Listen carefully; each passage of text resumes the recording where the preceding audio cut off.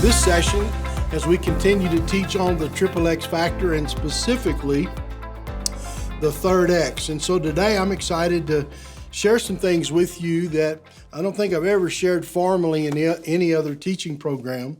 And as we talk about the triple X factor, I just want to encourage you, if you happen to jump to this particular video or particular session, I encourage you to go back and watch the others because all of the sessions build upon the other. And so today, as we get into this session on the third X of the triple X factor, we've already covered several sessions on the third X.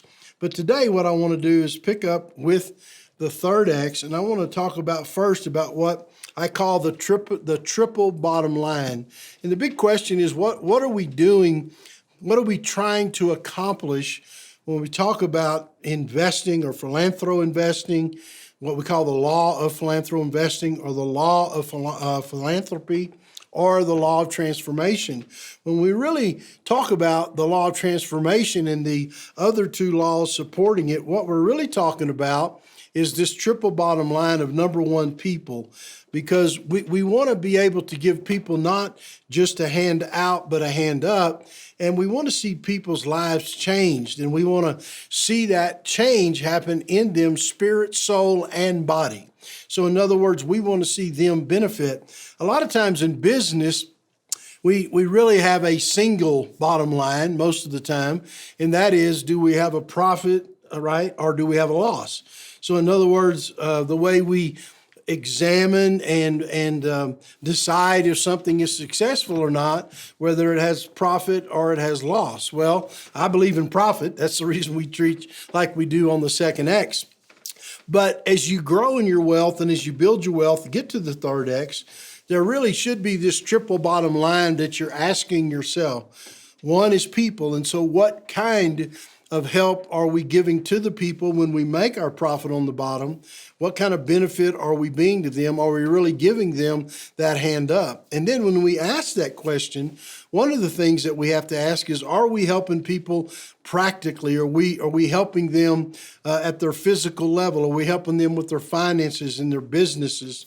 And very candidly, the same would be for their health. And so that becomes a question, but we're asking the question, are we helping them grow? Are we helping them change? Are we empowering them to become what God has made them with the purpose that He has put in their life? And so I think the first question you have to ask yourself, in any enterprise that you put together, because we're talking about the third X now, in any enterprise that you invest in, any enterprise that you give to in the law of philanthropy, you invest in with philanthro investing, is, are we really empowering people? Are we really helping people? And so whenever you're looking at it, there always should be resources that you have that you look toward that, and you're not just looking for the physical financial return that you can get, but you're also looking for the impact and return you get on seeing people's lives changed. And that change, again, can happen with them being born again. That change can happen with them being empowered financially. That change can happen in their life with them being empowered to grow in their skill sets and their learning. Many around the world in developing nations who have a heart's desire to be entrepreneurs, and some to be corporate leaders and corporate titans. And so are we really helping people? That's the first question. And then the second question that we ask ourselves is, what is our purpose? In other words, when we're looking at the bottom line, are we fulfilling the purpose? And really, after sharing the first two sessions that we've already shared in the triple X, that purpose is really about establishing the kingdom of God. As you look here on the slide, we're actually talking about, are we seeing the expansion of the kingdom in what we're putting our resources, our time, and our money into? Are we seeing the expansion of the kingdom of God? And, I think as I've had the privilege and opportunity to be in Africa and to be in Asia doing what we're talking to you about here in these videos, and to actually see where the kingdom of God gets expanded in small villages. You know, I like to say one village, the world is transformed one village at a time, one city at a time, one nation at a time. And so people's lives are being changed, but the purpose is to see the kingdom of God established where the love of God and the peace of God comes into those homes and into those villages and into those cities and very candidly into nations. And so fulfilling the purpose of God in the earth with this triple bottom line is so important in the purpose. So you have people and you have purpose, but then the last thing is profit. And one of the things when we talk about profit, most of the time when we try to talk about the kingdom of God and profit, it's like we think in our minds the two don't mix. But let me explain that to you a little bit better so you understand the real truth that I learned in microfinance. For just only one example. But one example is I learned in microfinance, I talked about Tricord Global earlier in another video and what it does. But as I see American missionary money, I call it, go over in developing nations, one of the things that has to happen is the missionary then has to come back to America and raise more support, financial support, in order to go back. And I believe in that. I believe in giving to missions, and I believe in supporting the preaching of the gospel in those nations. But one thing that I learned about, for example, specifically microfinance, but anytime we do real enterprise development in a nation, if I come over here to America, let's say, and I raise $1, not just in giving, but let's say that people do philanthrovesting and they invest in Tricord, I can take that $1 and take it into a nation, and I can loan that dollar to somebody else that is paying back to us at a sustainable interest rate. And so remember now, we're talking about the triple X here. We're talking about the third X. And so what a lot of people in their mindset, they miss the whole point about this. Because the idea behind the lending in microfinance is not to make money. Nobody's trying to make money. We're not building a for-profit company. What we're trying to do is be sustainable. And let me explain that to you. Because if I take $1 and I raise $1 in America, they give me $1, and I come back over here and give it, then I got to go back to America or another nation that's profitable enough. I got to go raise another $1, come back and give it. However, if I'm able to borrow the $1 and lend the $1, then the interest rate that's paid back, a sustainable interest rate, is paid back. That $1 stays in that country indefinitely, and what happens is it gets loaned, then it gets paid back, and the people that are handling the lending, the loan officers that are training and coaching and teaching and mentoring them how to be good business people, then they loan that $1 again. And then they take that $1 and loan it again. And in Tricord Global, we have examples of where $1 has actually been lent, same dollar, over 20 times. So that means that it's helped 20 different people, 20 different families, and now multiply that times 1,000, right? So now, for example, instead of just one family, one person being helped, now you have 20,000, for example, if you had that many families that were helped. So now you have 20,000 that have been helped with exactly the same dollar in multiplication. And so the point of that is it's a way to use wisdom to be able to help people and to be able to see people's lives change. So when we talk about profit here, profit is good as long as the purpose of the profit in this context of what we're talking about of the third X, the purpose of this profit is to create sustainability so that people are able to get helped over and over and over again without having to come back, for example, and raise that same dollar again. So that's what we mean, people, purpose, and profit. So when we talk about this, in your own personal life, as you're watching this, learning the triple X factor and what I call money mastery. Money mastery is about freedom. Your freedom to be able to make an impact in people's lives in from the position of the third X. And so the question is, what are you going to do with that freedom? And what we're talking about here at the third X is really learning to help people with this triple bottom line in view of people fulfilling the purpose and profit in order to be sustainable, to continue to stay in the game and to help people. Now, Luke chapter 12 says something. I want to share this quickly at the third X level. Luke chapter 12 and verse 16 says, "Then he spoke a parable of them, saying, the ground of a certain rich man yielded plentifully. And he thought within himself, saying, what shall I do, since I have no room to store my crops? So he said, I will do this. I will pull down my barns and build greater, and there I will store all my crops and my goods. And I will say to my soul, soul, you have many goods laid up for many years. Take your ease, eat, drink, and be merry. But God said to him, fool, is this night your soul will be required of you. Then whose will those things be which you have provided? So is he who lays up treasure for himself and is not rich toward God." One of the things I want to say here, because we're talking about the third X, one of the things that I want to say here is that God has no problem with you having barns. In other words, he has no problem with you having a storehouse for wealth and a storehouse to do things that you can do, for example, at the third X. So don't anyone feel guilty because you have storehouses.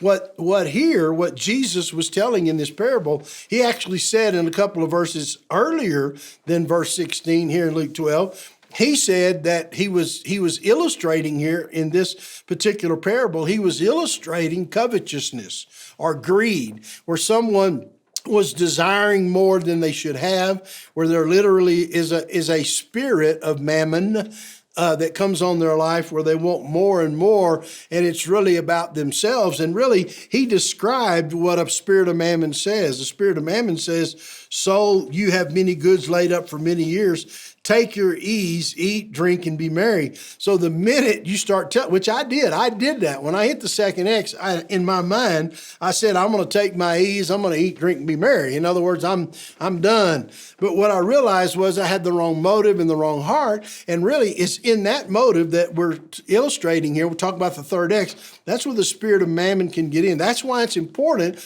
that you understand it's not about building bigger barns. As a matter of fact, I had a prophetic word that came to me many years ago, and he said, Billy, the people you'll be sent to will not be people that just want to build bigger barns. So it's one of the reasons I read this passage. It's one of the reasons I talk about it on the third X, because there's nothing wrong with having barns. There's nothing wrong with having wealth. God will bless you and increase you. However, there is something wrong. There is something wrong with saying, I'm going to take my ease, eat, drink, and be merry. In other words, I'm going to disconnect from the purpose of God for my life. I'm going to disconnect from the calling of God for my life, because no matter where you are, you have a divine purpose in your life. No matter where you are on the graph of the triple X, you have a divine purpose. And just because you reach a point of financial freedom does not mean you get to be free from the purpose. There's nothing greater in your life than purpose, with our prosperity connected to purpose. And let me say this to you, you'll never walk in true prosperity if you ever disconnect your purpose from that prosperity. And that's really important to understand at the third X, that purpose and prosperity go hand in hand. And it's because of the purpose of increase in your life is not so you can take your ease, eat, drink, and be merry. Now, there's nothing wrong with having some free time, and there's nothing wrong with, taking nice vacations and doing things that you need. But if you're disconnecting from purpose and you take purpose out of the personal rhythm of your life, then there is something wrong with that. And if you're not careful when you do that, you literally get over into covetousness and greed and a spirit of mammon, because you've taken your purpose out of your prosperity. So there's just a word there I want to give you. I think it's a strong word that'll help you understand that you want to connect those two and understand them. Now, one of the things that I'll say here is when I put here on this slide that God needs businessmen too, but in here, I want to talk about R.G. Letourneau, who was the founder of Caterpillar. And the story with R.G. Letourneau was he learned how to bring his tithe to the church when he was just a young man. And so he was taught at a young age that 10 cents out of every dollar belongs to God. And so when he was a teenager, I think it was a paper route, he would tithe off of that. He learned to bring a dime of every dollar that he made and give it to God. And one of the things that happened at the end of R.G. Letourneau's life with Caterpillar was that he had built such great wealth and how he had conducted his business. I'm talking about this in the context of the third X, that he actually ended up living only off of 10% of his income, and he gave the rest of it, the 90%, away. Well, that's really what we're talking about here in the third X. What we're talking about is you reach that certain place where a certain percentage of your income, you can just live on it. There's enough coming in. And so then the rest of it, you either philanthrovest, or you actually function in philanthropy. You just give it away, or you philanthropest it away. In either case, the point is that the purpose of it is to do good for the kingdom of God. And to get to the place, your wealth keeps paying you. Those passive assets keep paying you. But in the same context, you're able to give a much larger portion of that away. So God needs Christians whose wealth has grown to that point so we can see the kingdom of God expanded through many empowering causes that are out there. So when we talk about the triple X, this is something I want you to see, that it's real important that we not take our ease, right, disconnect, and we disconnect from our purpose, but we continue to grow in our wealth to see the kingdom of God expand. Now I want to talk to you about one other thing very quickly if I can, and that is I want to talk about 3 ways that you can invest your money. Now, you can do this at the second or third X, but I want to talk about it specifically in the light of the third X. Specifically in that light is that today we are living literally in many of our Western nations and other even developing nations. We are living in what some people call a woke culture. And so one of the things that I want to talk about, first of all, here on the bottom of 3 ways to invest in your money, is what I call biblically responsible investing. We're talking about the third X now. Biblically responsible investing is where you intentionally avoid investments in woke corporations or woke companies that actually support abortion, human trafficking, media censorship. In other words, they're censoring out biblical values, LGBTQ activism, and those kind of things. And so you avoid companies that are woke and are actually investing, meaning their people actually invest in those companies. And so biblically responsible investing says, I'm going to stay away from that. And then we have what we call pro-values investing. And this is where you're not avoiding, right? What you're actually doing is you're proactively looking for those companies to invest in. Now, as I have this up here, I want to just bring up a couple. So here's an example with biblically responsible. Here's an example of some companies that you want to avoid. I have JP Morgan Chase, New York Times, Wells Fargo, Bank of America, Netflix, Nike. You go to this next one, Target, Dick's. But a lot of people don't know Dick's Sporting Goods supports all kinds of causes. Of course, Disney. If you don't know about that now, you hadn't been alive and breathing probably of some of the activism they have. Google, BlackRock, Warner Brothers, Facebook. And then here's a list of many more. And some of you don't know it, but Starbucks is on this list. So as you look at this, these are what we call biblically responsible. These are ones that you want to avoid, especially investing in and having ownership. Now, the sad thing is I don't have quite as many slides for, I think I put up 3 slides of those to avoid. But here's one that of companies you want to look for, you embrace or look actively. Here's Caterpillar. I just talked about R.G. Letourneau. It's still there. Stores like Caterpillar, Lowe's, and actually Home Depot could be on here. Costco. I got Dollar General. And actually, here's Tesla. If you look behind Tesla, you'll find out they invest in conservative causes. One of my favorites, Tractor Supply. Of course, you have Fox on here. and Texas Instruments. So there's many larger Fortune 500 companies out there that are stand for conservative causes and the values. And when we say values, we're really talking about the First Amendment. In other words, we're talking about the First Amendment, what we call the Establishment Clause, that we have a right to worship freely in this country and not be hindered by government. And then there's the Second Amendment Clause, which of course is the right to bear arms. And so there are many companies, corporate companies, that are against that. So at the third X, you want to make sure that you are specifically investing in companies. Now, we have an actual Pro Values Index, and we call it, I think this is the slide. We have a Pro Values Index that's actually focuses on making sure the First and Second Amendment are actually protected. And you can go, let me see here as I'm teaching this, you can go to wealthbuilders.net. Most of everything we do is drive you to wealthbuilders.org, but you can get to wealthbuilders.net, I believe, through wealthbuilders.org. But this is where we have a Pro Values Index. And we show you companies that you invest in. We have what's called a Wealth Builders Dividend Fund, and that is all comprised of both biblically responsible and Pro Values Index. Another way to have the actual, what we call the kingdom impact, is there's a lot of private companies, what we call private equity companies, that actually have strong biblical stands, and they have strong Christian CEOs. And we also have a list of what some of those are as well. So one of the things we're trying to do is to coach, teach, train, and mentor you at the third X level on making sure that what we are doing in our investing is being responsible with what we do for, number one, biblically responsible, number two, pro values, and number three, kingdom impact investing.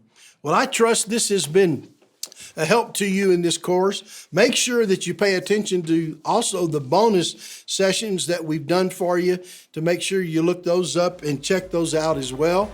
And I look forward to seeing you right back here on another session.